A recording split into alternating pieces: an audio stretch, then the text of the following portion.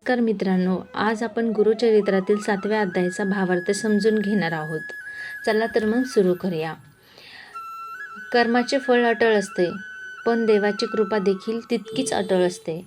एका राजाने केलेली एक चूक, एका पतिव्रतेच्या अश्रूंमधून निघालेला शाप आणि त्या शापातून मुक्त होण्यासाठी केलेली तडफड, ही कथा फक्त एका राजाची नाही, तर आपल्या प्रत्येकाच्या जीवनाची आहे.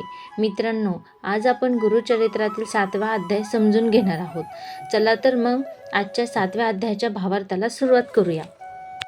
मित्रांनो, आपल्या मित्रासह हा इक्ष्वाकू वंशातला राजा अरण्यात शिकारीला गेला असता त्याने एका राक्षसाला मारले. त्या राक्षसाच्या भावाने राजाचा सूड घेण्यासाठी मानवी मायावी रूप धारण केले व राजाचा विश्वास संपादन करून त्याचा विश्वासू सेवक झाला. पुढे श्राद्धाच्या दिवशी त्याने ऋषींना कपटाने आचार्याकडून नरमास शिजवून भोजनात वाढले. हे वरिष्ठ मुनींच्या लक्षात आले. त्यांनी राजाला दोषी ठरवले आणि 12 वर्ष ब्रह्मराक्षस होशील असा शाप दिला.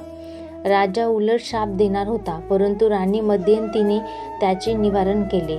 तेव्हा राजाने शापजल स्वतःच्या पायावर टाकले आणि वरिष्ठांच्या शापाप्रमाणे तो ब्रह्मराक्षस झाला. पायावर पडलेल्या शापजलाने त्याचे पाय काळे झाले, म्हणून त्याला कल्पाशपद असे नाव मिळाले. राजा अरण्यात नरमास व इतर प्राण्यांचे मांस खाऊ राहत होता. एकदा एक ब्राह्मण जोडपे त्या अरण्यातून जात असता तो ब्राह्मणाला मारू लागला. तेव्हा त्याच्या पत्नीने अत्यंत कळकळीने आपल्या पतीला न मारण्याची राजाला म्हणजेच ब्रह्मराक्षसाला विनंती केली, परंतु त्याने ऐकले नाही व ब्रह्मराक्षसाला मारून खाल्ले. परंतु त्या पतिव्रतेने राजाला शाप दिला, तू जेव्हा 12 वर्षांनी शापमुक्त होशील तेव्हा तुला मध्यंतीजवळ भोग भोगता येणार नाही. असे करशील तर तू मरण पावशील. असे म्हणून तिने पतीच्या अस्थींसह स्वतःला जाळून घेतले. मित्रांनो, कालांतराने राजा शापमुक्त झाल्यावर त्याने झालेला सर्व प्रकार मध्यंतीला सांगितला. आपले ब्रह्महत्येचे पातक धुवून काढण्यासाठी त्यांनी मंत्र्यांच्या आणि पुरोहितांच्या सांगण्याप्रमाणे अनेक तीर्थयात्रा व्रतवैकल्ये केली, दाने दिली, पण त्याचा काहीही उपयोग झाला नाही. तो एकदा मिथिला नगराबाहेर एका वृक्षाखाली खिन्न मनाने विचार करत बसला असता गौतम ऋषींची भेट झाली. त्यांनी राजाची विचारपूस केली. तेव्हा त्याने ब्रह्महत्येचे पातक जाण्यासाठी गोकर्ण महाबळेश्वराची महती सांगितली व तेथे दर्शनात जाण्यास सांगितले. राजाने विचारले, याची कोणास प्रचिती आली आहे का, असे राजाने ऋषींना विचारले. तर तेव्हा गौतम ऋषींनी त्यांना पुढील कथा सांगितली. एकदा गौतम ऋषी गोकर्ण क्षेत्री गेले असता तेथे त्यांना एक चांडाळ स्त्री खुरडत जाताना दिसली. ती वृद्ध, आंधळी व कुष्ठरोगी होती.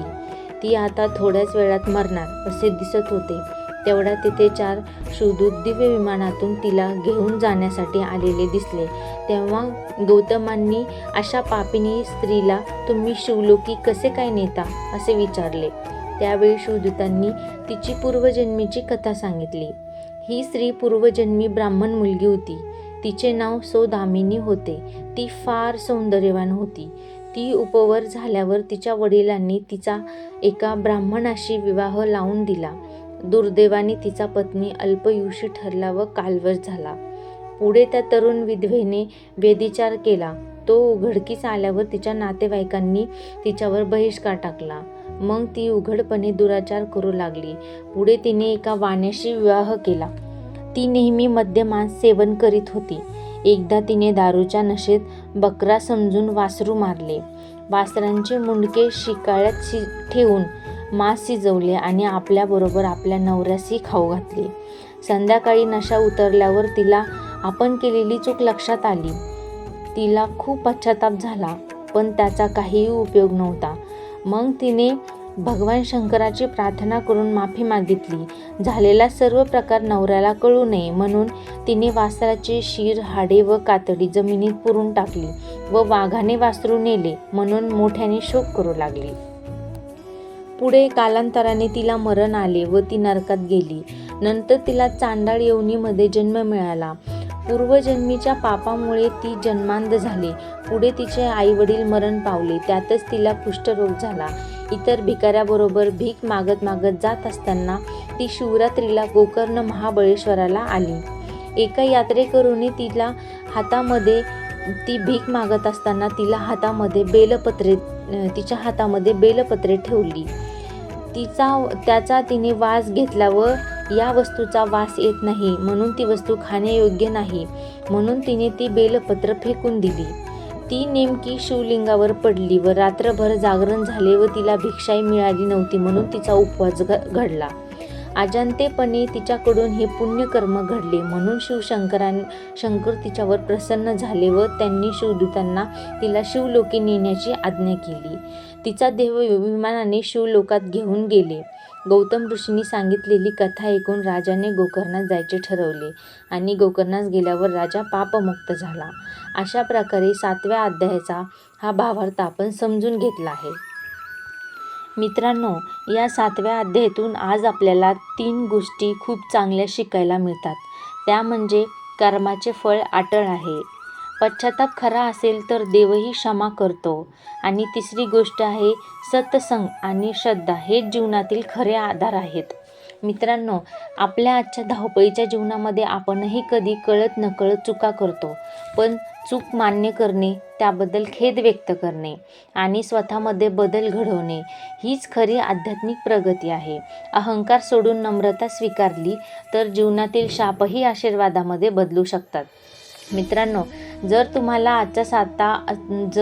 आजचा 7वा अध्याय हा तुमच्या मनाला स्पर्श करून गेला असेल तर व्हिडिओला नक्की लाईक करा आणि गुरुचरित्रातील प्रत्येक अध्यायाचा सोपा, समजण्यासारखा आणि भावपूर्ण अर्थ समजून घ्यायचा असेल तर आमच्या चॅनलला सबस्क्राईब करा.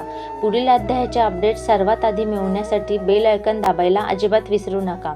तसेच आमच्या चॅनलवर श्री गुरुचरित्र अध्याय 1 ते 52 नावाची संपूर्ण प्लेलिस्ट तयार आहे. प्रत्येक अध्याय एकामागून एक समजून घेण्यासाठी ती नक्की बघा. आपल्या प्रत्येक लाईक, प्रत्येक कमेंट आणि प्रत्येक पाठिंबा आम्हाला पुढे जाण्यासाठी प्रेरणा देतो. आपला पाठिंबाच आमची खरी शक्ती आहे.